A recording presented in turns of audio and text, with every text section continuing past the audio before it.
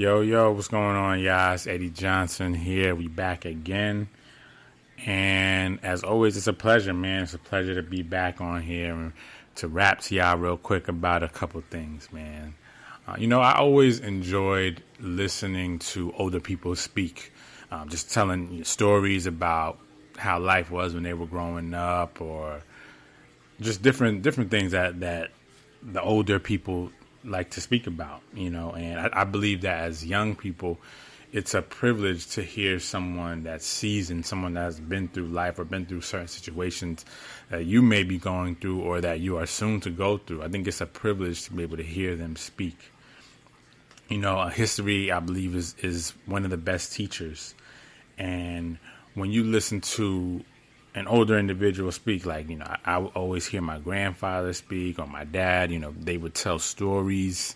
I was the youngest in my family by a good amount of years. So just growing up as the youngest, you had no choice but to be around the adults and listen. And there's not, back in that time, you had video games, but it wasn't like how it was now. So there's only but so many, video games and things like that you can do, especially being an only child. You have no choice but to be around all the older people.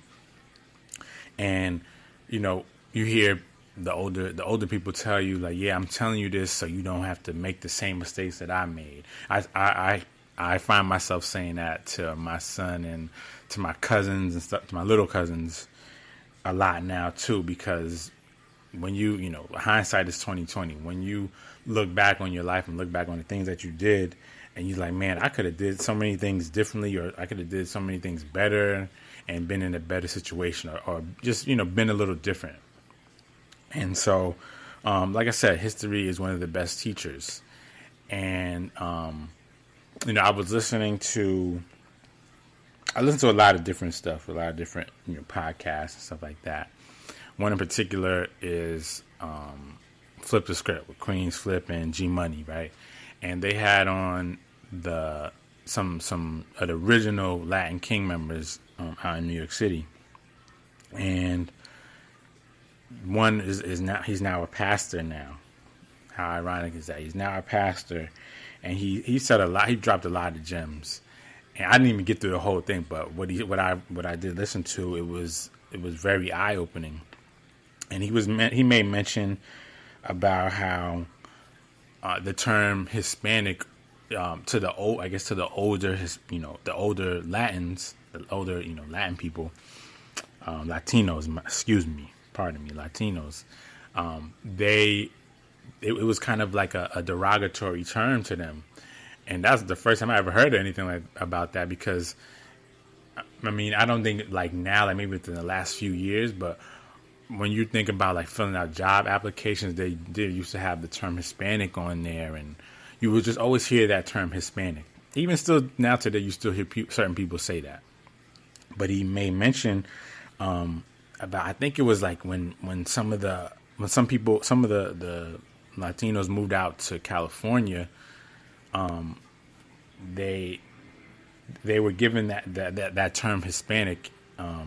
That was kind of like the name that they identify with, and so some of the white people were like, oh well, whose panic are they? Like, when you think about the word panic, you're thinking about being afraid or something like that. So they were seen as a derogatory term, so they don't like that word. They like Latino better, or whatever ethnicity that you actually are. They will refer to you by. They would prefer being called by that as opposed to Hispanic, and have all the Latins, all the Latino people grouped into one, Hispanic, and just from the background of it, it was, like I said, they felt that it was a derogatory term, and I never knew that.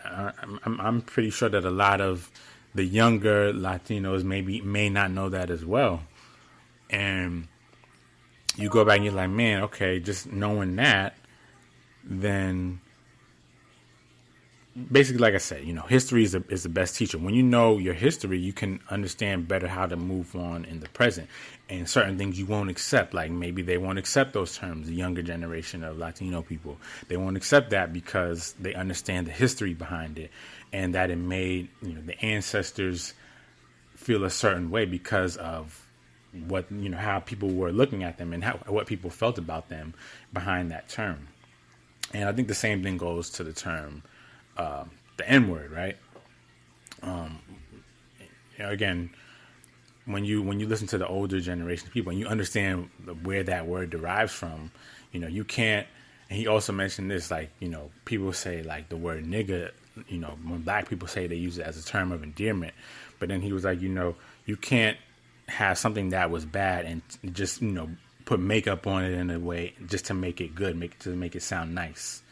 And I think that's absolutely true. When you understand the history of these words and these terms and everything behind it, then it would help you growing as you move forward in life. It would just help you in general to be a better person, understand your history more. When you understand your history, you understand how to conduct yourself a little bit better, and you understand what you should and should not accept, and what people, how people feel about certain things, right? And I believe that the same goes for in the Bible. When you know the Bible, when you understand the history of the Bible, and just kind of how everything happened and why it happened, the meaning behind a lot of different things, you're able to understand now how you should conduct yourself according to the Word of God and why things are the way that they are.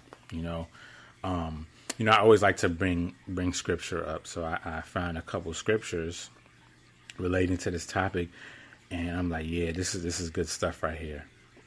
So, there's a couple of them.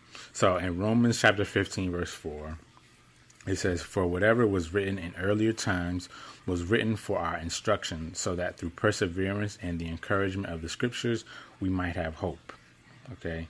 And then this is in Deuteronomy. That's the New Testament. So, and this is in Deuteronomy chapter 4, verse 9. This is the Old Testament. It says, "Only give heed to yourself and keep your soul diligently, so that you do not forget the things which your eyes have seen, and they do not depart from your heart all the days of your life, but make them known to your sons and your grandsons." Okay, that's another one. That's a very powerful one to me. And this one is Deuteronomy 32, verse 7, another Old Testament scripture. It says, "Remember the days of old. Consider the years of all generations. Ask your father, and he will inform you. Your elders, and they will tell you." Right? So, basically, history, or, the past, is there for us to learn so that we can do better. I always heard that as the generations progress, as there becomes new generations, the newest generation is supposed to be better than the oldest. My dad always told me, I want you to be better than what I was, and that's why I appreciate listening to him and to his story and just to his wisdom in general about all things, because when I listen to him, I know that, okay, this is coming from a place of, he's been there, he's been there and he's done that. And he's coming from a place of just trying to care for me and help me along the way as I progress in life, as I grow older.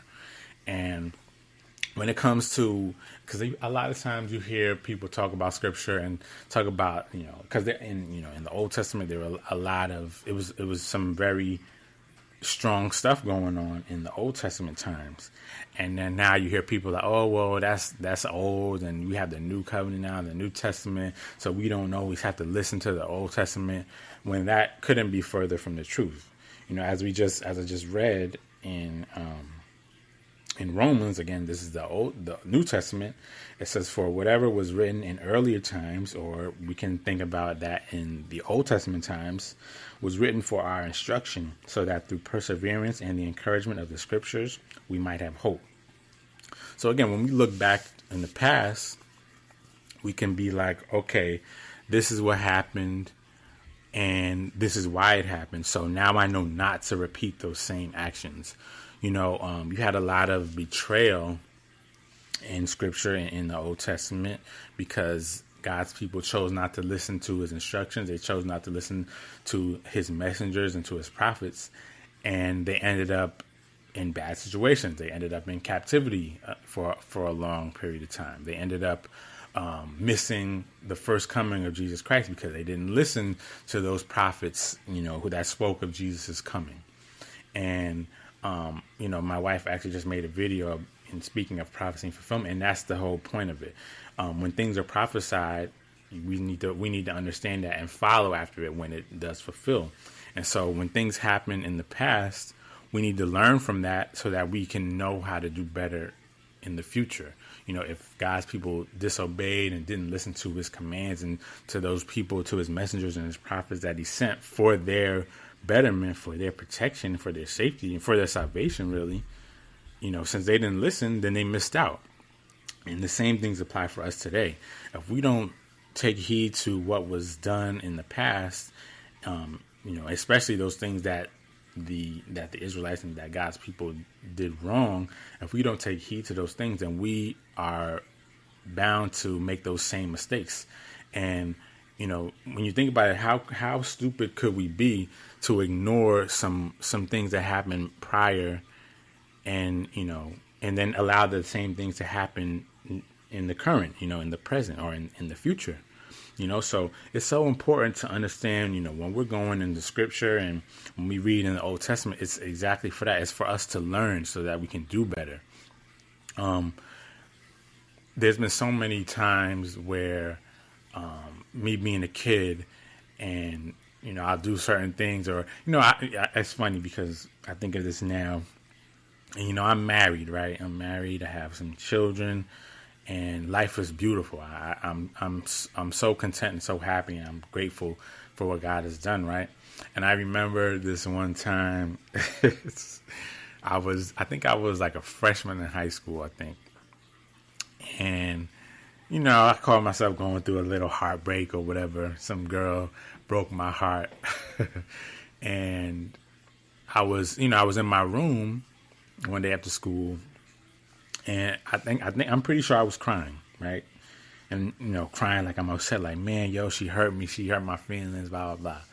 And so my dad gets home from work, and I guess just him being my dad and knowing me and just knowing, being a young man at one point and knowing how high school can be and, how your little crushes can be in high school. And he's like, yo, what's wrong, man? And I told him, yeah, this girl, blah, blah, blah. He said, yo, man, this is why I tell you, you only need to have friends now, because you 14 years old. You ain't going to marry this girl, And when you're 14, you think, when you're a teenager, you think you know it all. You're like, man, I am going to marry her. I want to, at least. And the question is, am I married to her now? Absolutely not. I'm marrying my wife. That is, everything that I've ever dreamed of, right? And so now, hindsight is 2020, like I said, and going back to it, I'm like, yeah, how could I not listen to my dad saying that? You don't need girlfriends in high school because you're too young for that. Your brain is still developing. You don't understand what love is. You don't understand how relationships should go. So you don't need to be involved in that because you're not ready for it yet. But, my little stubborn self, I didn't listen to it. And I had to incur a lot of heartbreak or a lot of disappointment just throughout those years, throughout high school, even in college too, until I listened. I started to think about what my dad had said to me years ago, and I'm like, okay, now I understand. Now I understand why he said that, and thank God that I finally learned it, and I was able to avoid a lot of hurt, a lot of heartbreak, because, I started listening to that, and then, most importantly, I actually saw the Lord, like, you know what, God, whoever you have for me, that's who I want, whatever that is, whoever that is, please just prepare me for this woman and for this life that, I've been praying for, that I want. I want a family. I want a wife and kids.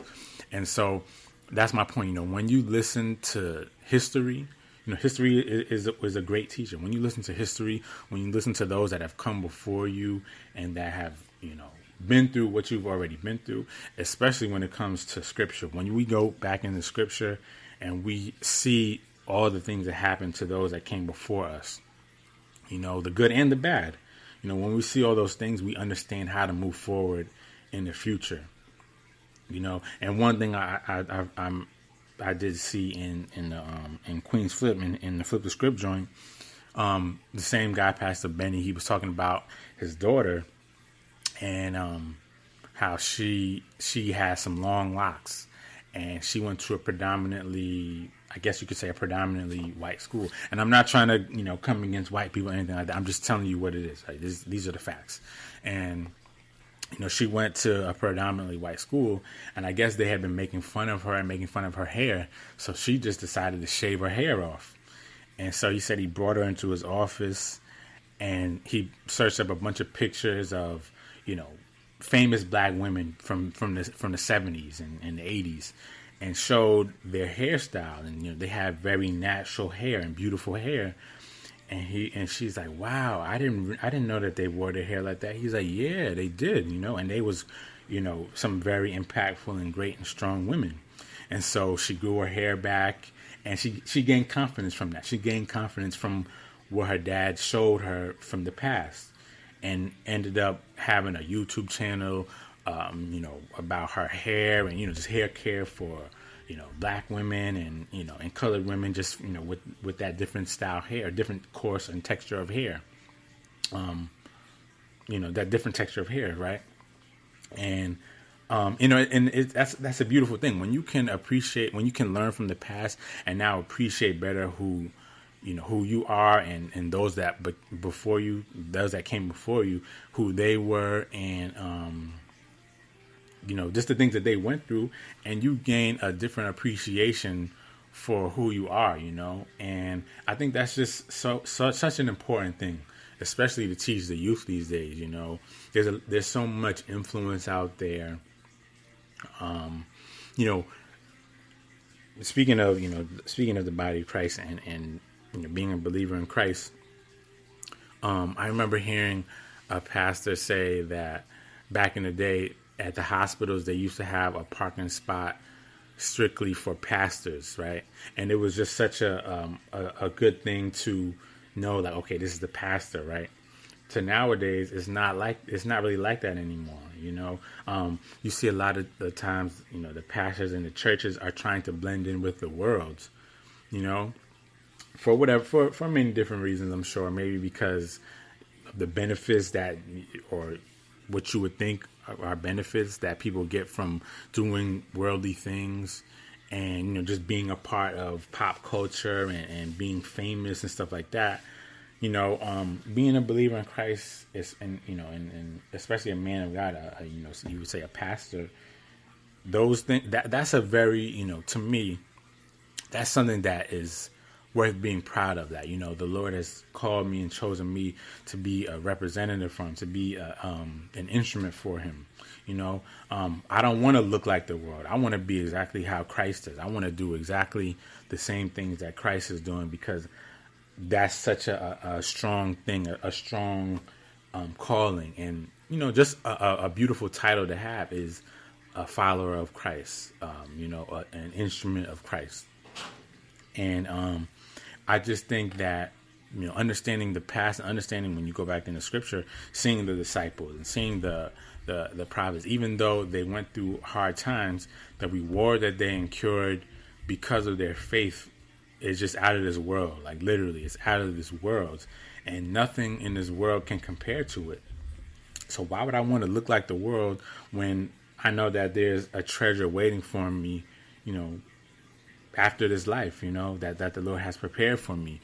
So I don't want to look like the world. I'm learning from the past. I'm learning from these, great people in Scripture, and these great believers that came before me, and I want to do what they did, and become better than they were, and again, that's why it's so important to help the youth understand the past and understand history. History teaches lessons, and that is the absolute truth. We can learn so much from history, and it'll allow for us to be better, especially as African Americans.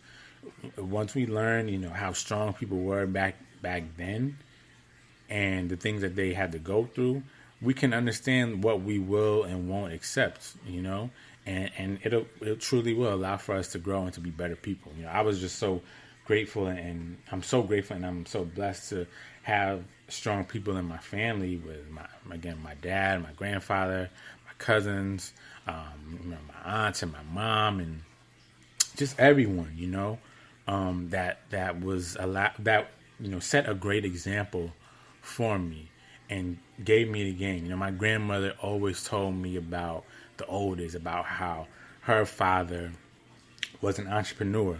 That entrepreneurial spirit has been in my family for a long time, and I think that's why I understand that that's what I want to do. I don't want to be under anyone. I want to make the decision. I want to be the boss because I trust myself. I know God's given me a specific and a special set of gifts that will allow for me to do things and be in that position that I want to be in.